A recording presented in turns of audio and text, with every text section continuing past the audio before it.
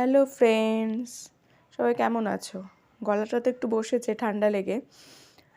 তাও রান্না হয়েছিল আজকে ভেজ ডাল, আর সাথে ছিল হলো শাক।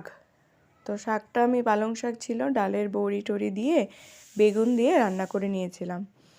আর করেছি হলো পনির, আলু ফুলকপি দিয়ে পনিরের রসা করে নিয়েছিলাম, নিয়ে নামিয়ে রেখেছি। আর আমি ভাবছিলাম হলো বড়া।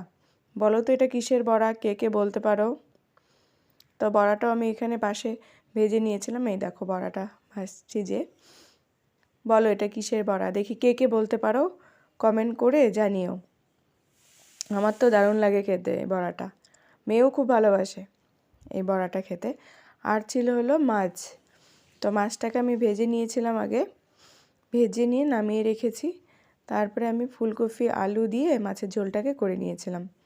নামানোর আগে ওপর দিয়ে একটু ধনিয়া পাতা দিয়ে দিয়েছে, দিয়ে শীতের দিনে দারুণ লাগে খেতে, দেখো। আর সাথে ছিল ওই যে বড়াটাকেও নামিয়ে প্লেটে যে রেখে দিয়েছিলাম। বড়াটা সেই টেস্টি হয়েছিল, একদম ইয়াম্মি ইয়াম্মি। সবাই তো খেয়ে মানে ভাজতে ভাজতেই সবার খাওয়া হয়ে যাচ্ছিল বড়া। তারপরে এই যে বসে পড়েছিলাম খেতে।